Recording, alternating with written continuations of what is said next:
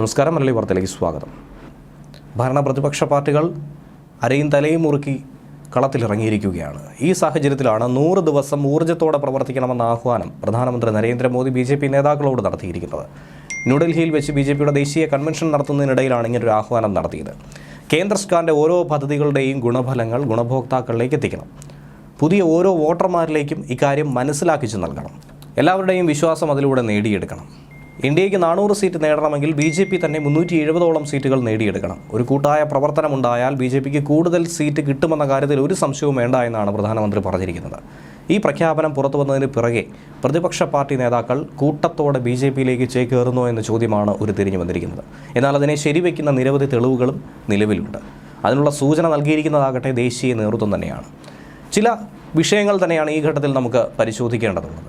പ്രധാനമായും പറയുന്നത് Congress, Bahujan Samaj പാർട്ടിയായ BSP, Aam Aadmi party ഇതുപോലുള്ള പ്രതിപക്ഷ പാർട്ടികളിൽ നിന്നുള്ള സിറ്റിംഗ് MPമാരും MLAമാരും ഒക്കെ തന്നെ BJP പാളയത്തിലേക്ക് ചേക്കാറാനുള്ള എല്ലാവിധ തയ്യാറെടുപ്പുകളും നടത്തി കഴിഞ്ഞിട്ടുണ്ട്. ചർച്ചകൾ ഓരോ റൗണ്ട് വീതം പിന്നിട്ടു എന്നാണ് സൂചന.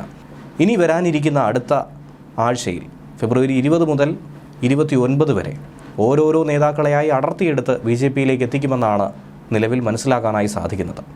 ഇതിൽ പ്രമുഖരായ പല നേതാക്കളും തിരഞ്ഞെടുപ്പിൽ ജയിച്ചവരുൾപ്പെടെ ഉൾപ്പെടുമെന്നാണ് സൂചന ലഭിക്കുന്നത്. BJPയിൽ ചേരാൻ കേന്ദ്രമന്ത്രിയായിരുന്ന ഒരു കോൺഗ്രസ് നേതാവ് അടക്കം താല്പര്യം പ്രകടിപ്പിച്ചതായും BJP തന്നെ സൂചന പുറത്തുവിട്ടുകൊണ്ട് ദേശീയ മാധ്യമങ്ങൾ ഇത് റിപ്പോർട്ട് ചെയ്യുന്നു.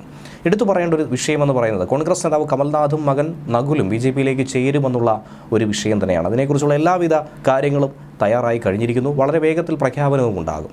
കമൽനാഥിൻ്റെ പരാമർശങ്ങളും സമൂഹമാധ്യമങ്ങളിൽ BJP നേതാക്കൾ നടത്തുന്ന പ്രതികരണങ്ങളുമാണ് ഏറ്റവും പുതിയ അപ്ഡേറ്റ്സായി മാറിക്കൊണ്ടിരിക്കുന്നത്. മാധ്യമങ്ങളുടെ ചോദ്യങ്ങൾക്ക് വ്യക്തമായ മറുപടി ഇതുവരെയും കമൽനാഥ് നൽകിയിട്ടില്ല. അങ്ങനെ എന്തെങ്കിലും തീരുമാനമുണ്ടായാൽ ഉറപ്പായും ഞാൻ തന്നെ നിങ്ങളെ അറിയിക്കുമെന്ന് അദ്ദേഹം പറഞ്ഞിട്ടുണ്ട്. ഒരുപക്ഷേ തീരുമാനം കൈക്കൊണ്ടതിന് ശേഷമായിരിക്കും മാധ്യമങ്ങളോട് ഇക്കാര്യം തുറന്നു പറയാൻ പോകുന്നത്. മധ്യപ്രദേശിലെ BJP വക്താവായ നരേന്ദ്ര സലൂജ കമൽനാഥിനും മകൻ നകുൽനാഥിനും ഒപ്പമുള്ള ചിത്രം എക്സ് പ്ലാറ്റ്ഫോമിൽ പങ്കുവച്ചത് ജയ് ശ്രീറാം എന്ന തലക്കെട്ടോടെയാണ്. ജയ് ശ്രീറാം എന്ന തലക്കെട്ട് തന്നെ ഇതിന് ഏറ്റവും അധികം സൂചന നൽകുന്ന ഒന്ന് തന്നെയാണ്. ഇന്ദിരാഗാന്ധിയുടെ 3ാമത്തെ മകനെന്നാണ് കമൽനാഥിനെ വിശേഷിപ്പിക്കുന്നത്. അതുകൊണ്ട് ഒരിക്കലും കോൺഗ്രസ് വിടില്ല എന്ന് മധ്യപ്രദേശിലെ കോൺഗ്രസ് നേതാക്കൾ പോലും കരുതുന്നു. അതിന് വലിയ തിരിച്ചടി തന്നെയാണ് ഇനി ലഭിക്കാൻ പോകുന്നതെന്ന് വേണം മനസ്സിലാക്കാൻ. കമൽനാഥിന് BJPയുടെ ആശയങ്ങളുമായി യോജിച്ചു പോകാൻ കഴിയുന്ന ഒരു തരത്തിലുമുള്ള സാമീപ്യമില്ല എന്ന് നേരത്തെ തന്നെ മുതിർന്ന നേതാവ് ദിഗ്വിജയ് സിംഗും പറയുകയുണ്ടായിരുന്നു. ആശയ വൈരുദ്ധ്യം തന്നെയാണ് ഇതിനൊക്കെ കാരണമായി മാറിയിരിക്കുന്നത്. മുതിർന്ന കോൺഗ്രസ് നേതാവ് മനീഷ് തിവാരി BJPയിൽ ചേരുമെന്ന അഭ്യൂഹം നേരത്തെ തന്നെ ശക്തമായിരുന്നു. അതനുസരിച്ചുകൊണ്ടുള്ള എല്ലാ നീക്കങ്ങളും അണിയറയിൽ നടത്തിയിരുന്നു. ഇപ്പോൾ പഞ്ചാബിലെ അനന്ത്പൂർ സാഹിബിൽ നിന്നുള്ള MP കൂടിയാണ് തിവാരി. ലുധിയാന ലോക്സഭാ മണ്ഡലത്തിൽ നിന്നും BJP സ്ഥാനാർത്ഥിയായി തിവാരി മത്സരിക്കുമെന്ന കാര്യങ്ങൾ ഏകദേശം ഉറപ്പായി കഴിഞ്ഞു. കോൺഗ്രസിൻ്റെ മാധ്യമ മുഖം കൂടിയാണ് മനീഷ് തിവാരി. കേന്ദ്ര സർക്കാരിനെതിരെ നിരവധി ആരോപണങ്ങൾ, അഴിമതി ആരോപണങ്ങൾ ഉയർത്തിക്കൊണ്ടുവന്നു. ശക്തമായ പ്രതിരോധം തീർത്തിരുന്നു. ഇനിയിപ്പോൾ മനീഷ് തിവാരി കൂടി BJPയിലേക്ക് എത്തിക്കഴിഞ്ഞാൽ വലിയ ഒരു പോരാളിയെ തന്നെയാണ് കോൺഗ്രസിന് നഷ്ടമാകുന്നത്.